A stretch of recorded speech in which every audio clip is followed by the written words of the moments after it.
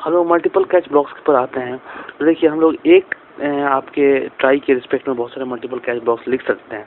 तो उसमें क्या होता है, जैसे आपने 1 2 3 4 बहुत सारे catch blocks n number of catch blocks लिख दिए, तो जो आपका ट्राई है, ट्राई जब रिपोर्ट करेगा तो फाइंड करेगा फर्स्ट मैचिंग कैच ब्लॉक, यानी कि फाइंड करेगा, मैचिंग स्टार्ट करेगा फर्स्ट। उसका मैकेनिज्म ही ऐसा है कि जैसे एक्सेप्शन होगा ट्राई रिपोर्ट करेगा, और ट्राई रिपोर्ट करेगा तो वो स्टार्ट करेगा कैच 1 से कि मैच कर रहा है कि नहीं, ये से मैच कर रहा है कि नहीं, कर रहा है कि नहीं।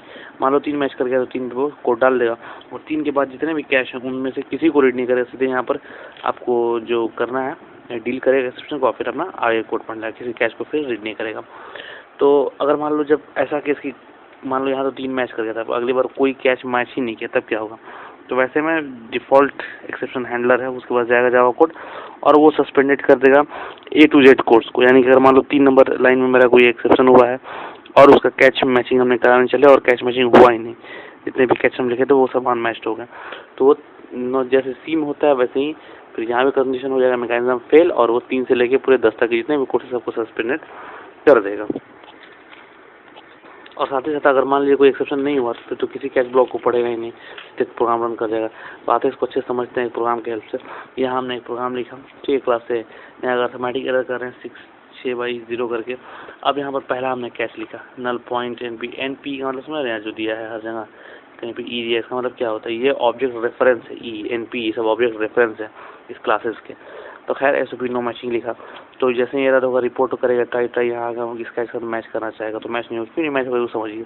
देखिए जवाब में आपने सोचा था कॉलिंग कैसे होता है, कोई भी क्लास का एक ऑब्जेक्ट होता है, ठीक है, वो ऑब्जेक्ट, अब उस ऑब्जेक्ट को कैसे कॉल, आइदर क्लास नेम से हम लोग कॉल करते हैं, किसी मेथड को मान लो कॉल करना है तो उसका ऑब्जेक्ट बनाते हैं क्लास का। अब उस या तो उस क्लास नेम से उसको कॉल करते हैं, या फिर सुपर क्लास इन हायरार्की से R डॉट, मान लीजिए अगर सब क्लास है B का, तब R डॉट B भी कर सकते हैं। 2 तरीका है कॉल करने का, या ऑब्जेक्ट रेफरेंस 2 से बन सकता है, एक तो उस क्लास के नेम से ऑब्जेक्ट रेफरेंस बना दो, या फिर उसके सुपर क्लास से बना दो, 2 तरीके। तो यहाँ पर जैसे ही आएगा देखा कि मेरे को अर्थमेटिक एरर था, अर्थमेटिक एरर क्लास को ऑब्जेक्ट बना लेगा। उस ऑब्जेक्ट को जैसे यहाँ पास करेगा, रेफरेंस तो मिल नहीं रहा, उसको रेफरेंस वेरिएबल तो नहीं हो सकता कॉल, यहाँ मैच नहीं करेगा, फिर आगे बढ़ा, यहाँ भी वही कंडीशन मैच नहीं करेगा।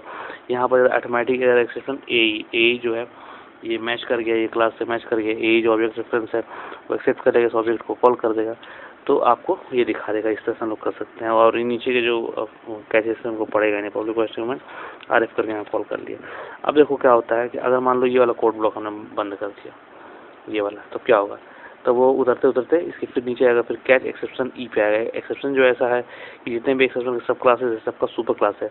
तो आप कास्टिंग जो आप जानते हैं इनहेरिटेंस ऑफ पॉलीमॉर्फिज्म में, उसके थ्रू क्या होगा, जितने भी सब क्लासेस हैं उनके सारे प्रॉपर्टी तो आ ही जाएंगे एक्सेप्शन में।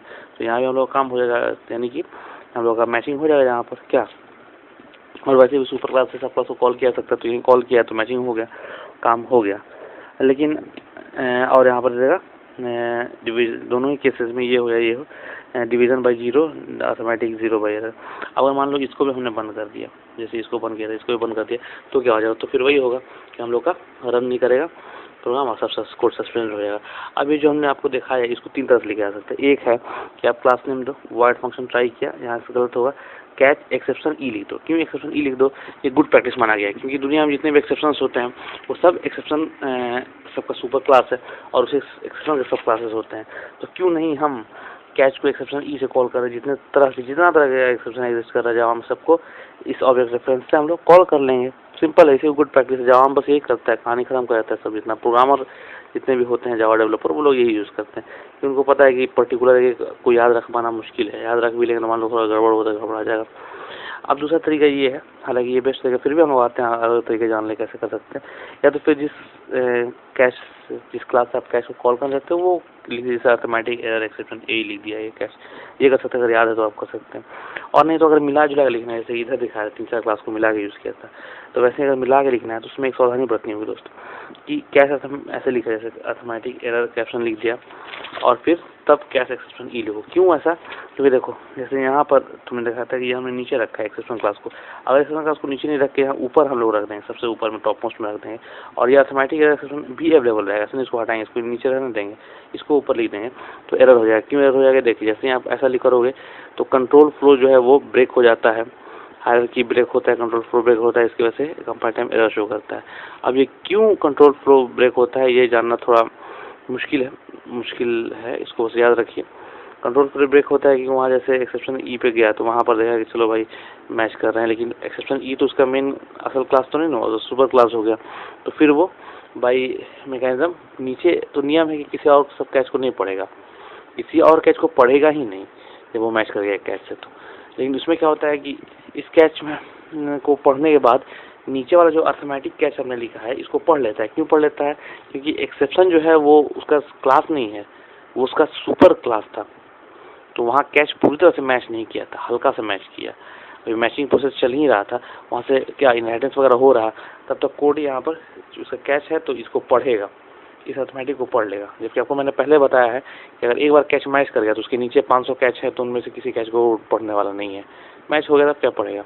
लेकिन इस केस में एक स्पेशल केस है कि इसमें क्या होता है कि पढ़ लेता है, क्योंकि वो तो उसका सुपर क्लास इसी वजह से नीचे वाला पढ़ लेता है, और फ्लो डायग्राम जो है फ्लो आपको कंट्रोल फ्लो ब्रेक हो जाता है और एरर हो जाता है, क्योंकि एक कैच का भी दो फिल्टर पकड़ नहीं सकते हैं, तो कैच दोनों में से किसी को पकड़ना होगा, तो ऐसे हालत में गड़बड़ा जाता है। तो इससे बचने का तरीका क्या है कि अगर आपको दोनों को लिखना है तो अर्थमेटिक जो मेन है छोटा वाला क्लास उसको ऊपर लिख दो, और बड़ा वाला जो है यानी एक्सेप्शन जो सुपर क्लास उसको नीचे रखो।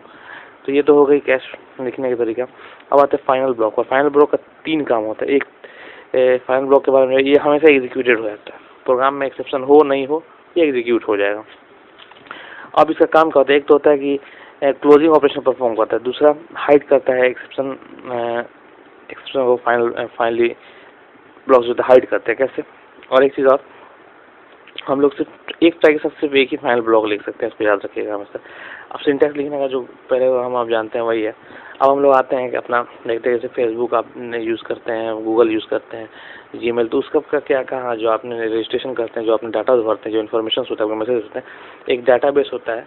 यार एक बहुत हाई लेवल की चीज़ समझ नहीं पाएगा, लेकिन समझिए डाटाबेस होता है, उस डाटाबेस में सारी इन्फॉर्मेशन सेव करके रख दिए जाते हैं। जब आप पासवर्ड डालते हैं तो डाटाबेस खुलता है, आपके इन्फॉर्मेशन जाते हैं। तो जब खुलता है तो अगर खुलने के बाद अगर क्लोज नहीं हो, खुला छोड़ दे तो बहुत सारा चोरी किया जा सकता है, हैकिंग हो सकता है। तो इन सब बचने के लिए क्लोज करना जरूरी है। तो अगर मान लो जावा डेवलपर ने एक प्रोग्राम लिखा, आपने ट्राई के अंदर नंबर 3 जो होता है वो एक्सेप्शन हो गया, तो देखो उसमें क्या होता है, जावा में क्लोज करने क्लोज आपको ये होता है बोल करके फंक्शन होता है जिसको यूज़ करके सब क्लोज करके, जैसे वहाँ पर ट्राई लिखा, 1 2 3 4 5 6 7 8 का लाइन लिखा, लास्ट में यहाँ क्लोज दे दिया है। इस क्लोज की वजह से क्या होगा, आपका जो है डाटाबेस क्लोज हो जाएगा और वो सिक्योर रहेगा। लेकिन जब एक्सेप्शन नहीं होगा तब तो 7 तक आएगा। अगर एक्सेप्शन हो गया 3 पे रुक गया, 7 के नीचे आने का नौबत, 7 तक पहुँचा नहीं, 7 के नीचे ना क्लोज है, वहाँ आने का नौबत ही नहीं बोला। एक्सेप्शन वो सीधे कैश के पास चल जाएगा, कैश काम करेगा और आगे बढ़ा देगा। तो इसमें क्या होता है कि डाटाबेस खुला रह गया, बंद ही नहीं हुआ, तो फिर गड़बड़ी हो जाती है। हालांकि वापस आएगा, फिर एक्सेप्शन के बहुत देर के बाद आएगा, डील होगा, ये होगा, उसके बाद वापस आएगा, फिर अब धीरे धीरे इसको पढ़ेगा तो क्लोज होगा, तो बहुत बड़ा गड़बड़ी हो गया, तो उसमें चोरी हो जाता है सब।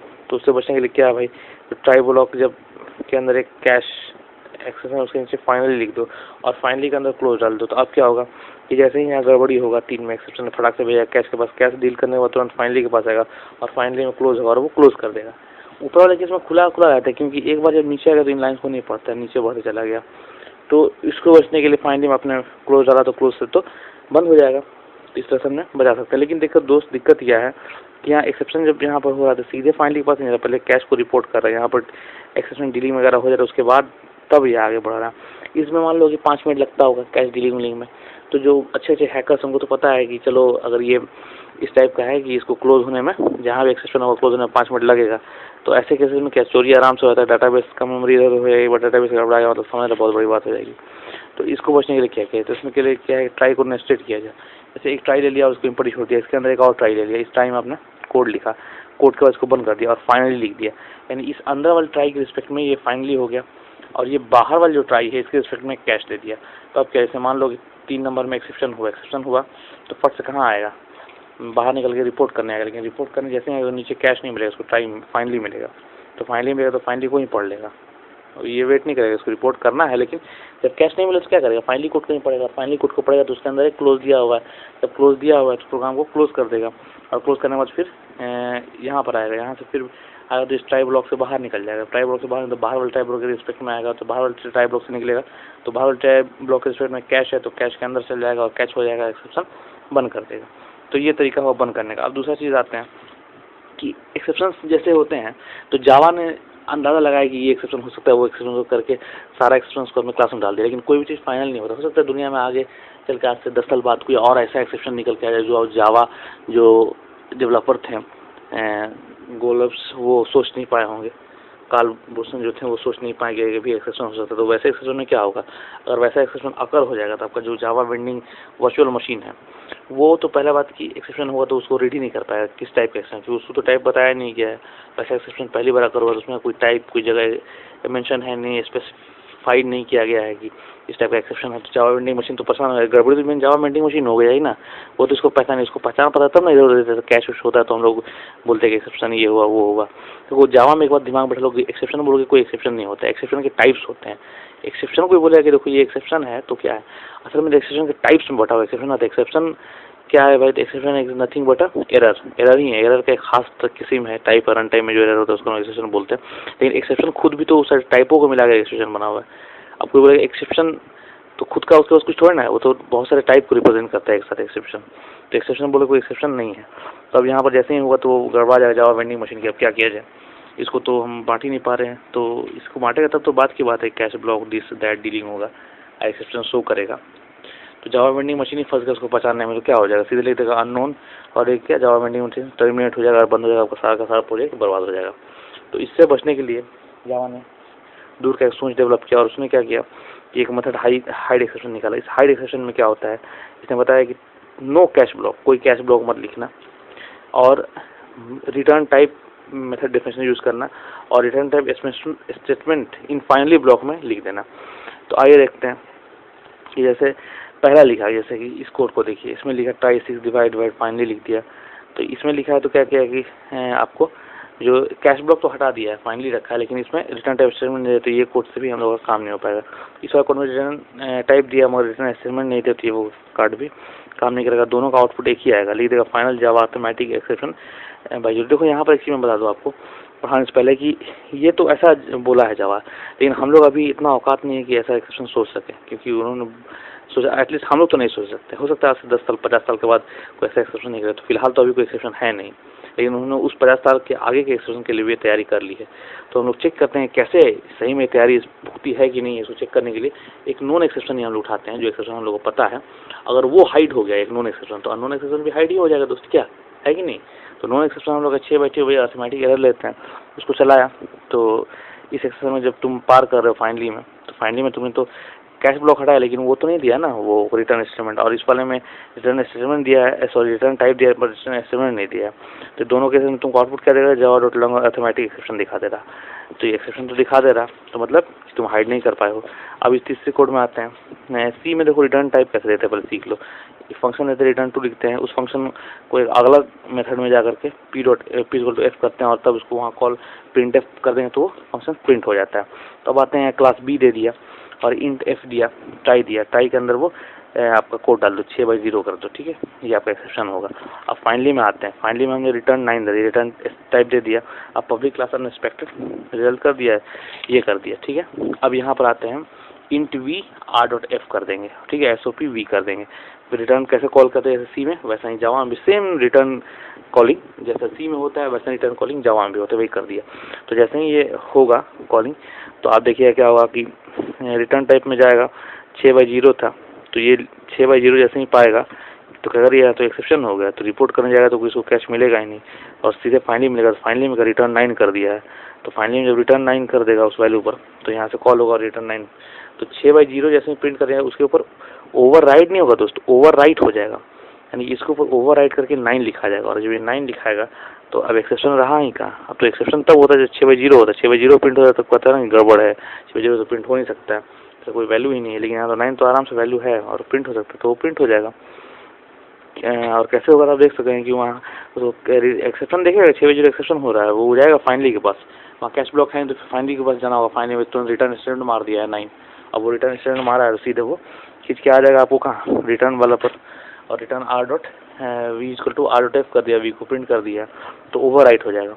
इवन आप एक्सेप्शन नहीं लिखो ना, आप सीधे 6/2 लिख दो, तो ये तो एक्सेप्शन नहीं है, तो नॉर्मल केस है, तो सही है, लेकिन फिर भी आउटपुट क्या देगा, 9 ही देगा, क्योंकि ये तो आपने ओवरराइड कर रखा है। ओवरराइड मत दीजिए, ओवरराइड नहीं है वो वाला जो पॉलीमॉर्फिज्म में पढ़ा था, वो ओवरराइड नहीं है, ओवरराइट है।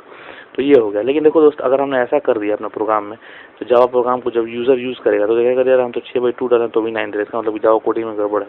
तो ऐसा गलती नहीं करना है, तो यूज़र हंसेगा हम लोग पर। तो उसके लिए क्या करना है कि फंक्शन कॉल करो, r.f करो, लेकिन r.f को कोई कंटेनर में, जहाँ जैसे v एक कंटेनर दे दिया, r.f का वैल्यू उस कंटेनर में डाल दिया, उसको प्रिंट कर दिया, तो तुम सीधे r.f फंक्शन कॉल कर दो, सॉरी रिटर्न टाइप स्टेटमेंट को कॉल करो, लेकिन उसको किसी कंटेनर यानी v में मत डालो और ना ही उसको प्रिंट करो। तो क्या होगा, जैसे ही एक्सेप्शन वाला जो प्रोग्राम आपको 6/0 का आएगा या उस पर ओवरराइट होकर 9 लिखा जाएगा, एक्सेप्शन होगा नहीं, कोई उसको प्रोग्राम को पढ़ के निकल जाएगा, कोई आउटपुट नहीं आएगा, प्रोग्राम रन कर जाएगा मगर आउटपुट नहीं आएगा।